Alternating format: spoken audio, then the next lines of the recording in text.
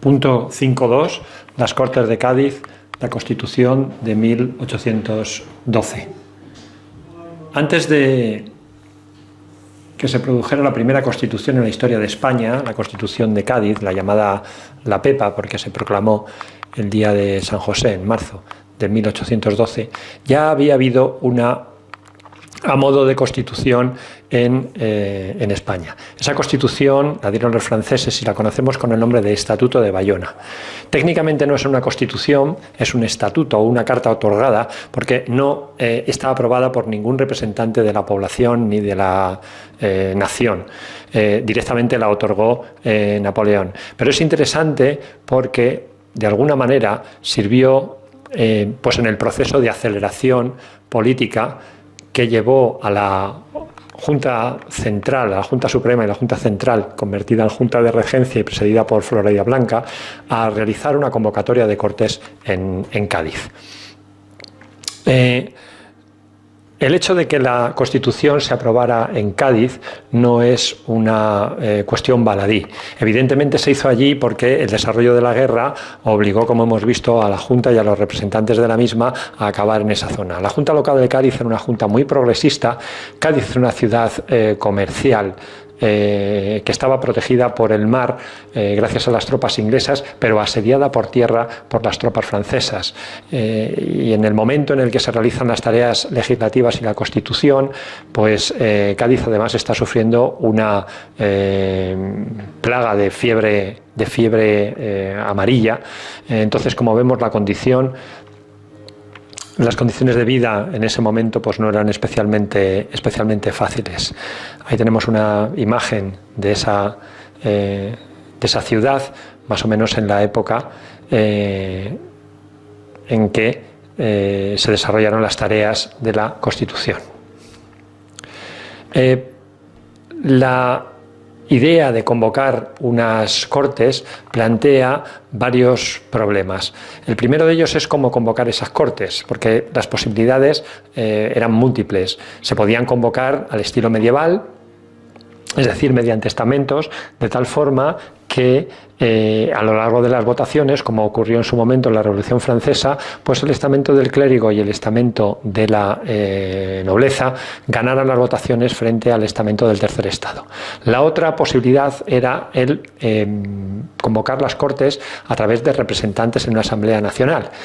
Jovellanos al final impuso su criterio de que fueran representativas y también que fueran unicamerales. En esos representantes pues, votarían simplemente cabezas de familia con 25 años y podrían asistir a Cortes aquellos representantes que estuvieran en distritos o municipios libres de franceses. Esto, evidentemente, pues, era un problema. El segundo de las cuestiones era ¿para qué se convocaba? Aquí estaba también uno de los nudos que había que solucionar.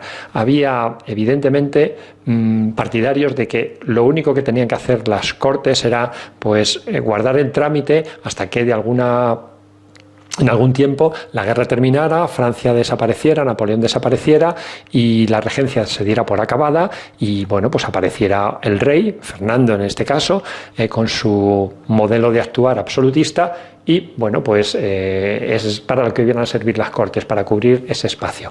Evidentemente, la opción de los afrancesados y la opción de los liberales era otra distinta. Era elaborar una constitución para romper con el antiguo régimen y colocar una constitución para cuando Fernando apareciera. Evidentemente, estas Cortes no nacieron de una manera sencilla, como hemos visto, y bueno, pues muchísima gente les dio pues ciertos prejuicios acerca de su legitimidad. Los representantes que venían, muchísimas zonas no estaban representadas o no hubo una elección. Evidentemente el poder que esas Cortes tuvieron fue un poder bastante limitado, prácticamente Cádiz y poco más, y efectivamente pues esa Constitución veremos cómo no tiene una extensión en el tiempo muy grande, ni tampoco llegó a cumplirse prácticamente hasta el trienio liberal, hasta 1820. No obstante, creó y fijó las ideas, el lenguaje y todos los principios políticos del liberalismo y del constitucionalismo español, y también sirvió de modelo pues para constituciones, por ejemplo, como la constitución de las constituciones de los países de Iberoamérica, que junto con la Constitución de Estados Unidos pues son los dos modelos para ellas.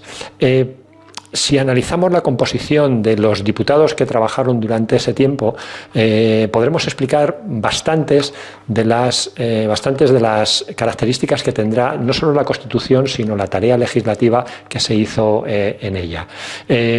Como podemos ver en este gráfico, la mayoría de los representantes que hubo fueron eclesiásticos. Después tenemos abogados, funcionarios, militares.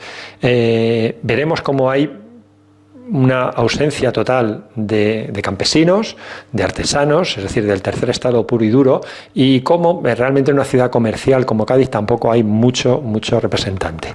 Esta composición, que es una media de la que hubo a lo largo de los 4 años, nos hace reflexionar sobre varias cosas.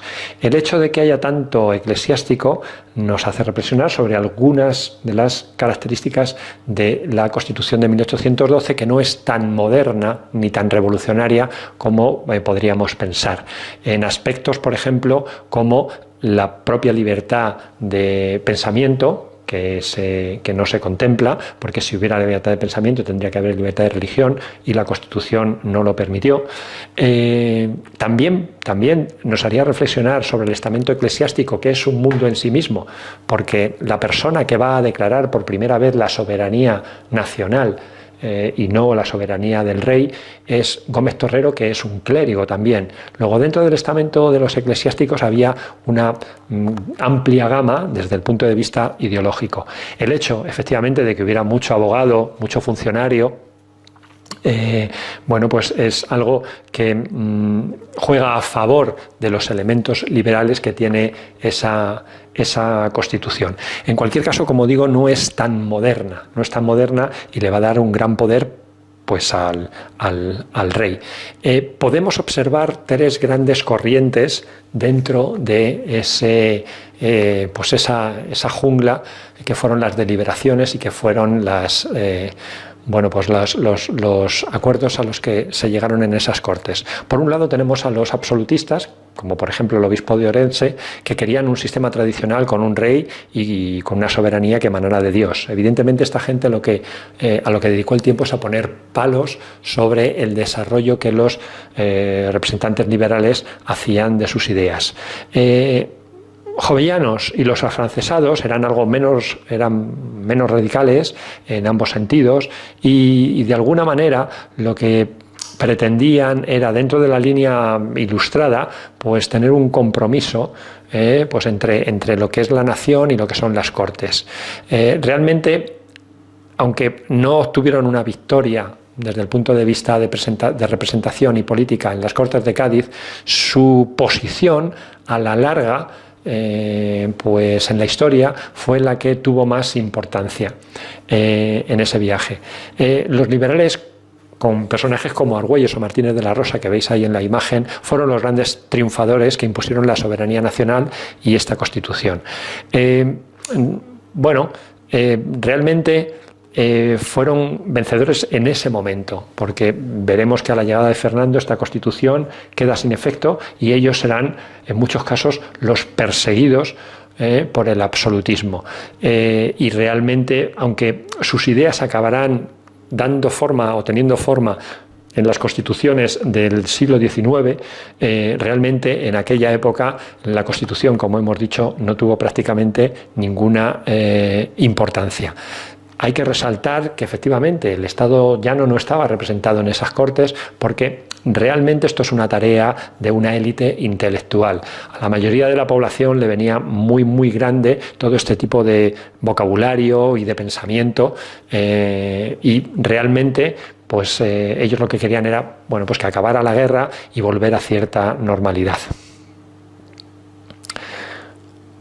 Aquí tenemos efectivamente un texto en donde este señor Muñoz Torrero pues proclama al rey Fernando como rey, pero se proclama en la sesión inaugural, se proclamará la soberanía nacional algo más tarde.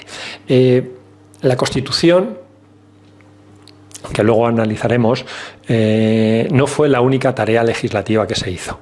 Hay muchísimas más cosas y también muy importantes. Se hizo una tarea legislativa bastante fuerte para intentar abolir el antiguo régimen, pues como sistema político, jurídico, no tanto desde el punto de vista económico. Entre las medidas más importantes está la supresión de ese régimen señorial, no desde el punto de la propiedad, pero sí desde el punto de vista de la jurisdicción. Se suprimen las aduanas, se abole la Inquisición, se eliminan los conventos, se dan ciertas libertades como la libertad de prensa, la de producción, contratación, comercio, se abolen los gremios que atentaban contra la libertad económica, los diezmos, se abolen también los mayorazgos que hacían que la propiedad se acumulara en muy pocas manos y no se pudiera vender, se abole la mesta, es decir, se abole todo aquello que afecta a los principios que impedían la libertad fundamentalmente económica. Esas libertades son libertades burguesas, no son libertades del tercer estado. Desde el punto de vista de la Constitución, bueno, pues podemos, como vemos en los apuntes, resaltar que la soberanía va a residir en la nación, que se consideran ciudadanos a las personas de ambos hemisferios, que hay una división de poderes que quedan separados. El poder legislativo queda en manos de unas cortes que son unicamerales, elegidas por sufragio indirecto y masculino. El ejecutivo queda en manos del rey, que elige a los ministros, y bueno, pues el judicial en manos de tribunales. La cuestión de que el poder ejecutivo esté en manos del rey realmente es algo que traerá problemas, pues porque cuando aparezca Fernando, y evidentemente eliminará la Constitución, pero cuando tenga que trabajar con esa Constitución, el poder que la Constitución da al rey será un impedimento. Bien, desde el punto de vista de los derechos y las libertades, aunque no se recogen en la Constitución de forma sistemática, sí se citan pues la libertad o la igualdad civil ante la ley, el derecho al sufragio, siempre sufragio, como hemos visto, masculino e indirecto, el derecho a la libertad de imprenta, aunque se excluyen a los textos religiosos, no hay libertad de culto, se protege la libertad individual, la inviolabilidad del domicilio, el derecho a de la educación, pero como hemos visto, cuando regresa Fernando, como hemos dicho, cuando regresa Fernando, esta Constitución va a quedar absolutamente abolida.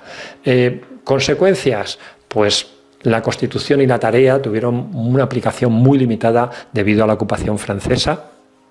Fernando VII no tenía ninguna intención de acatar las Cortes de Cádiz ni la Constitución, y desde ese punto de vista veremos que las clases menos cultas tampoco es que dieran una gran batalla por mantener esa Constitución. Los grandes triunfadores de las Cortes tendrán que huir o irán a la cárcel o serán ejecutados, y esa Constitución pues realmente no fue tan revolucionaria, aunque como hemos dicho sí que será la base de futuras constituciones y la base de la revolución liberal que habrá en España para colocar una constitución a esa monarquía que era absoluta. Como colofón, pues que ya lo hemos dicho, esta Constitución servirá de modelo para las constituciones de América y el modelo de las siguientes constituciones que habrá en la historia de España. No obstante, como digo, fue una tarea absolutamente intelectual y tuvo muy poca influencia en ese momento de 1810 a 1814, desde 1812 hasta 1814.